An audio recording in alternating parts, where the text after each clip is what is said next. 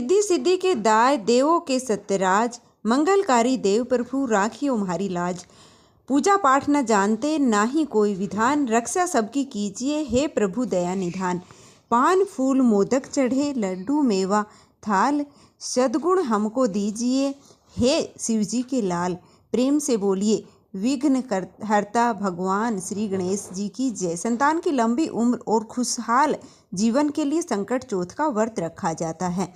हिंदू धर्म में संकट चौथ व्रत का विशेष ही महत्व है। इस दिन महिलाएं संतान की लंबी आयु और खुशहाली के लिए निर्जला व्रत रख करके और संकट चौथ को तिलकुटा चौथ, माघी चौथ और तिल चौथ के नाम से भी जाना जाता है। अगर आप पहली बार संकट चौथ का व्रत रखने वाले हैं तो आज की वीडियो में आपको कुछ खास बातों के बारे में बताने वाली हूं, जिससे कि आपको किस तरह से व्रत रखना है। उससे पहले जो इस दिन शुभ मुहूर्त हैं उनके बारे में हम जान लेते हैं। चतुर्थी तिथि कब प्रारंभ होगी और कब समाप्त होगी। तो चतुर्थी तिथि है वह 17 जनवरी शुक्रवार को सुबह 4:07 से शुरू होने वाली है और इसका समापन है वह 18 जनवरी शनिवार को सुबह 5:30 पर होगी। इसलिए इस बार संकष्टी चतुर्थी का व्रत, संकट चौथ का व्रत जो है 17 जनवरी दिन शुक्रवार को ही रखा जाएगा। संकट चौथ का व्रत सुबह से लेकर और रात तक रखा जाता है। रात के समय में भगवान गणेश को तिल, गुड़, मोदक और मूंगफली आदि का भोग लगाकर प्रसाद के रूप में ग्रहण किया जाता है।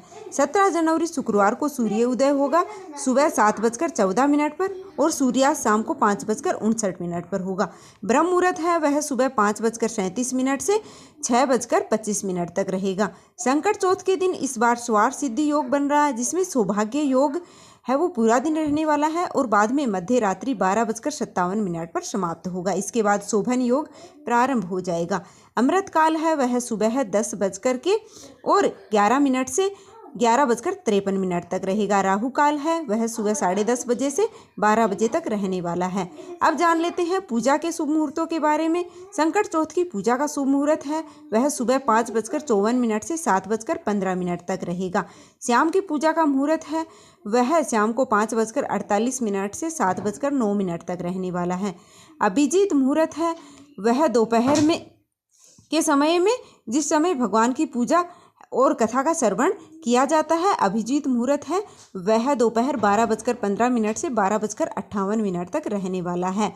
इसमें की गई हुई पूजा है वो बहुत ही जल्दी सफल होती है, तो इस समय आप पूजा पाठ से संबंधित कार्य कर सकते हैं। चंद्रोदय होगा रात को 9:18 पर। तो संकट चौथ के दिन चंद्र देवता को अर्घ देकर के और इस व्रत का पारण किया जाता है। इस समय के बाद आप कभी भी अर्घ देकर व्रत का पारण कर सकते हैं। चौथ का व्रत निर्जला और निराहार रहकर रखा जाता है। जिसकी सामर्थ्यता निर्जला और निराहार रहने की नहीं है वह इस व्रत में पूजा करने के बाद चाय पानी या फिर फल आदि है वो ले सकते हैं। संकट चौथ का व्रत कोई भी रख सकता है।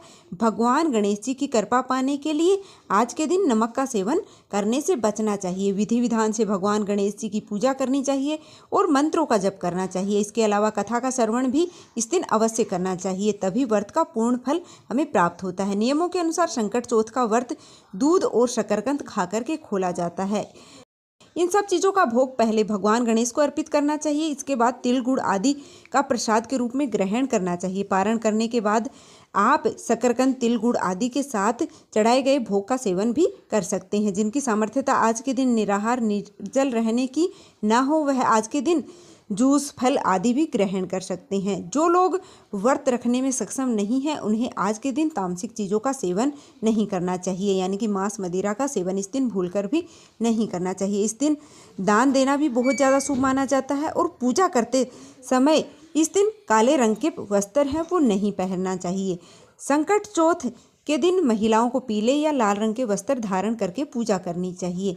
धार्मिक मान्यताओं के अनुसार भगवान गणेश जी को तुलसी के पत्ते नहीं चढ़ाए जाते हैं और इस दिन व्रत के दौरान यदि आपने व्रत रखा है तो चंद्रमा को अर्घ दिए बिना व्रत का पारण भी नहीं करना चाहिए। भगवान गणेश जी को इस दिन दुर्वा जरूर से अर्पित करनी चाहिए, क्योंकि भगवान गणेश को दुर्वा है वो अत्यंत ही प्रिय होती है। रात के समय चंद्रमा को अर्घ देते समय आप इस बात का ध्यान रखें कि अर्घ के दौरान आपके द्वारा जो जल के छींटे हैं वो आपके पैरों पर ना गिरे। रात के समय आसमान में चंद्रमा ना दिखाई दे तो कोहरा या बादल हो जाए तो आप चंद्रमा की आकृति बनाकर या फिर भगवान शिव के मस्तक पर जो चंद्रमा विराजमान है उनको देख करके और चंद्रमा की पूजा कर सकते हैं। उन्हें आप अर्घ दे करके अपना व्रत पारण कर सकते हैं।